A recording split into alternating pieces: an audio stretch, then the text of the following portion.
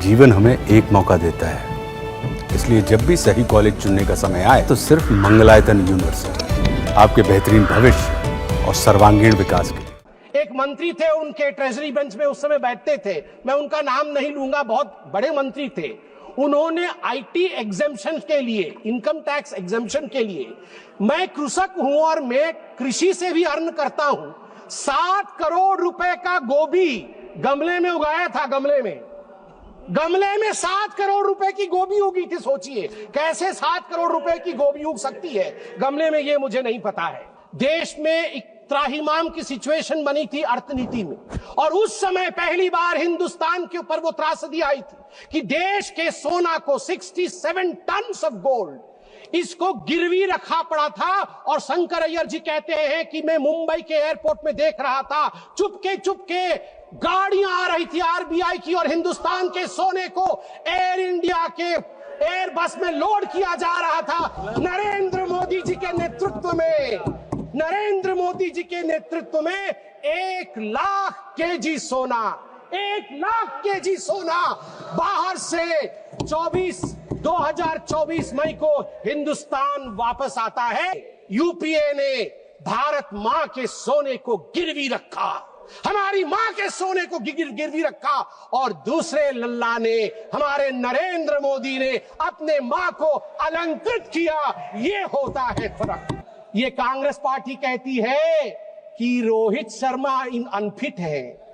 Rohit Sharma unfit नहीं है, Rahul Gandhi unfit है। माननीय सदस्य संबित पात्रा जी।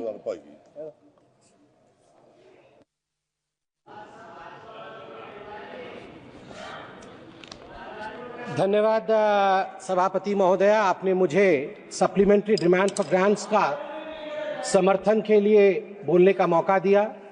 माननीय प्रधानमंत्री श्री नरेंद्र मोदी जी की दूरदर्शी नेतृत्व यह सुनिश्चित करती है कि जो भी हम खर्च कर रहे हैं उसका हर एक रुपया अर्थव्यवस्था को मजबूत करने के लिए, नागरिकों को सशक्त करने के लिए और एक सशक्त भारत के निर्माण के लिए ही खर्च होता है, उसका योगदान होता है। आज जो अतिरिक्त धनराशि मांगी गई है वह सिर्फ कागजों पर कुछ आंकड़ों का लेखा जोखा नहीं है, वो भविष्य के भारत के निर्माण का मानचित्र है। पीएम गति शक्ति हो, पीएम किसान योजना हो, राष्ट्र की सुरक्षा को सशक्त बनाना हो, यह सभी व्यय भारत के प्रगति के लिए अत्यंत आवश्यक है। कुछ विपक्षी दलों ने अभी विषय उठाया, फिस्कल डिसिप्लिन को लेकर। अभी मैं माननीय प्रेमचंद्रन जी को सुन रहा था, वित्तीय अनुशासन को लेकर प्रश्न उठाया। मैं याद दिलाना चाहूंगा, I would like to remind them that there was a period during the rule of the UPA when recklessly they had burdened the economy with unplanned spending, अनियोजित खर्चे and policy paralysis. In contrast, in our government, our term under Modi ji, every rupee that flies out of the coffer of the exchequer is under the guidance, under the radar of ATC. ATC meaning not air traffic control, ATC meaning A for accountability, T for transparency, and C for clear vision of development. During the UPA regime, सभापति महोदया, 2004 से 2014 के दौरान आपको जान के आश्चर्य होगा, 94,060 करोड़ रुपए की बजट राशि, जो कि लगभग 14 विभाग, सामाजिक विभाग और ग्रामीण विकास मंत्रालयों से संबंधित थी, वह खर्च नहीं हो पाई थी 10 वर्षों में। यह बजट का लगभग 6.4% हिस्सा उस समय खर्च नहीं कर पाई थी यूपीए की सरकार। मैं कृषि क्षेत्र का उदाहरण एक देता हूं। 2013-14 में कृषि का बजट यूपीए के समय में 27,663 करोड़ था। अब वह 5 गुना बढ़ करके 1,37,756 करोड़ हुआ है। फर्टिलाइजर की जो उर्वरक की जो सब्सिडी है वह भी 5 गुना बढ़ा है। अभी हाल फिलहाल में बिहार के भागलपुर से 19वां प्रधानमंत्री किसान सम्मान निधि में लगभग 10 करोड़ किसानों के लिए 22,000 करोड़ रुपए प्रधानमंत्री जी ने रिलीज किया। मैं याद दिलाना चाहूंगा कि एक उस समय की कहानी थी जिस समय कर्ज माफी की बात कांग्रेस पार्टी करती थी, एक मंत्री थे, उनके ट्रेजरी बेंच में उस समय बैठते थे, मैं उनका नाम नहीं लूंगा, बहुत बड़े मंत्री थे। उन्होंने आईटी एग्जेम्पशन के लिए, इनकम टैक्स एग्जेम्पशन के लिए, मैं कृषक हूं और मैं कृषि से भी अर्न करता हूं, 7 करोड़ रुपए का गोभी गमले में उगाया था। गमले में 7 करोड़ रुपए की गोभी उगी थी। सोचिए कैसे 7 करोड़ रुपए की गोभी उग सकती है गमले में, ये मुझे नहीं पता है। अब मैं 2 छोटे छोटे विषय हैं मगर बहुत मन के अंदर कहीं ना कहीं एक इम्प्रिंट छोड़ेगा, मैं उदाहरण देता हूं। गौरव गोगोई जी बैठे हुए हैं। गौरव गोगोई जी ने आज गोल्ड मोनेटाइजेशन के ऊपर बात की। मैं 2 हेडलाइंस लेके आया हूं। पहला हेडलाइन है इंडियन एक्सप्रेस का, मुंबई से जो छपा था, जुलाई 8, 1991 का हेडलाइन है और ये लिखा है शंकर अय्यर ने। हर कोई इसे सुने और पढ़े भी। Secret sale of gold by the Reserve Bank of India, 21,000 kg of metal airlifted to coded destination.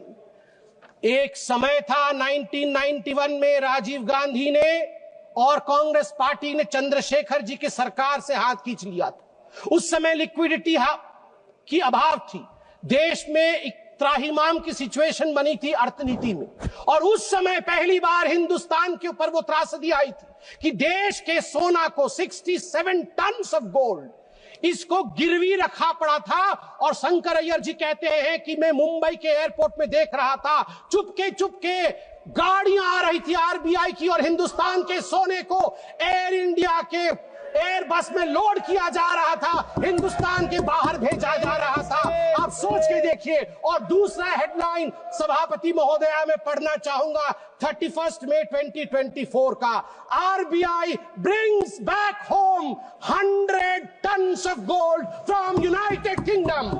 Narendra Modi ji के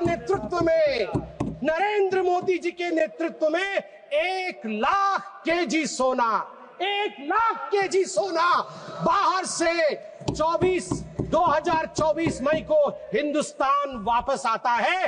एक ने, यूपीए ने भारत मां के सोने को गिरवी रखा, हमारी मां के सोने को गिरवी रखा, और दूसरे लल्ला ने, हमारे नरेंद्र मोदी ने अपने मां को अलंकृत किया। ये होता है फर्क।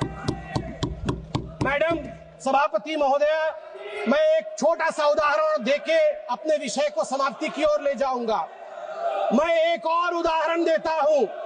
पूरे इस सप्लीमेंट्री ग्रांट में power grid corporation of India limited PGCIL के लिए अधिक व्यय की मांग की गई है, मिनिस्ट्री ऑफ पावर के अंतर्गत आता है।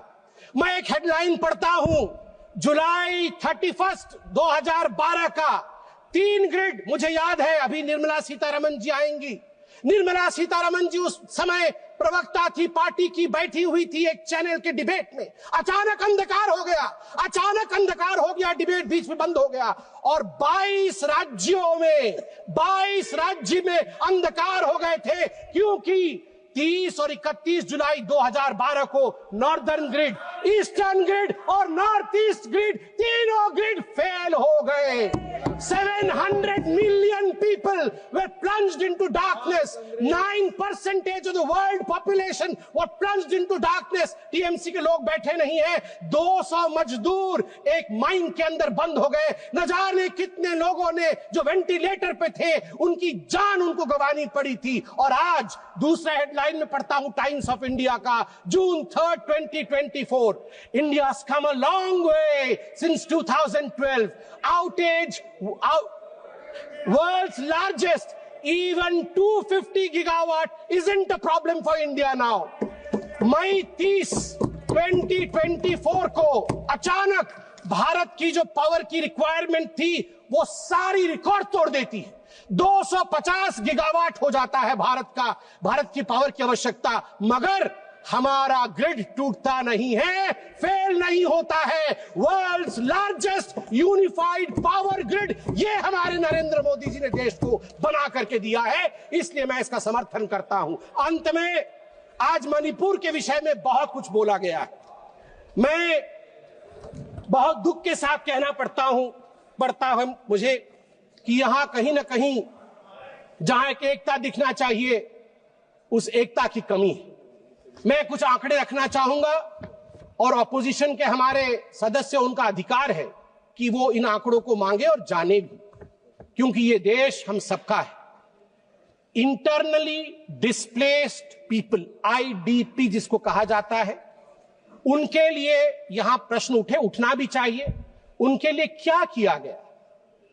In response, the government has implemented a series of measures aimed at providing immediate relief, long-term rehabilitation, and economic stability for the internally displaced persons, IDPs.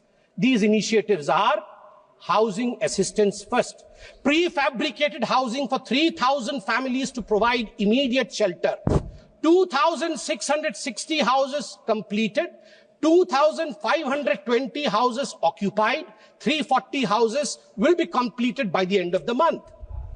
Financial aid of 1,000 rupees has been provided on 5 separate occasions, amounting to a total of 30 crore. An additional 27 crore has been released to support the housing reconstruction efforts in Manipur for those who are internally displaced. Relief camp operations have been sustained with an allocation of rupees 280 crore, ensuring essential services such as food and healthcare for affected families. A compensatory package of rupees 32 crore has been provided to farmers for those who suffered agricultural losses due to the conflict. माननीय सभापति महोदय, educational support के बारे में भी माननीय सदस्यों ने बात की। A total of 11,763 displaced students have been enrolled in various educational institutions. The government, schools and colleges have provided free admission. College Students Rehabilitation Scheme उसको इंट्रोड्यूस किया गया 2023 में, जिसने 1000 डिस्प्लेस्ड बच्चों की मदद की ताकि वो वहां फ्रीली जाके एडमिशन ले सके, और उनको 10,000 रुपए की राशि भी ऊपर से दिया गया। एम्प्लॉयमेंट और स्किल डेवलपमेंट डिस्प्लेस्ड लोगों के लिए 426 IDP led startups have received government support. ये स्टार्टअप के माध्यम से कई लोगों को नौकरी दी गई, जो अभी 500 इंडिविजुअल उसमें एनरोल हुए हैं हाल फिलहाल में। Cabin crew training in Delhi, जिसमें मैं धन्यवाद दूंगा air India, Indigo airlines, ministry of tourism को धन्यवाद दूंगा। उनके माध्यम से 500 बच्चे मणिपुर के जो डिस्प्लेस हुए थे उनको यहां प्लेस किया गया है। Free medical treatment has been provided to the IDPs at जेनिम्स। और ठीक उसी प्रकार हमारी जो गर्भवती माताएं हैं इन रिलीफ कैंपों में, उनके लिए भी हर संवेदना के साथ पूरी तरह की प्रोविजन की गई है। अंत में महोदय, मैं बस अपने भाषण के अंत में यही कहना चाहूंगा कि हमारे राहुल जी ने थोड़े दिन पहले, कल ही उन्होंने कहा कि वोटर लिस्ट में गड़बड़ी है। अभी अरविंद सावंत जी भी बोल रहे थे कि वोटर लिस्ट में गड़बड़ी। वोटर लिस्ट में गड़बड़ी नहीं है, आपके डेवलपमेंट लिस्ट में गड़बड़ी थी। आपके डेवलपमेंट लिस्ट में गड़बड़ी थी, वोटर लिस्ट में गड़बड़ी नहीं है। अभी हमने बताया आपको, अगर वैसा डेवलपमेंट आपने किया होता तो आज आप वहां नहीं बैठे होते। दूसरी बात, ये कांग्रेस पार्टी कहती है कि रोहित शर्मा अनफिट है। रोहित शर्मा अनफिट नहीं है, राहुल गांधी अनफिट है। और मैं बता दूं, नरेंद्र मोदी जी के कप्तानी में ही आप देखिएगा भारत विश्व का चैंपियनशिप ट्रॉफी जीतेगी। भारत माता की जय, जय जगन्नाथ।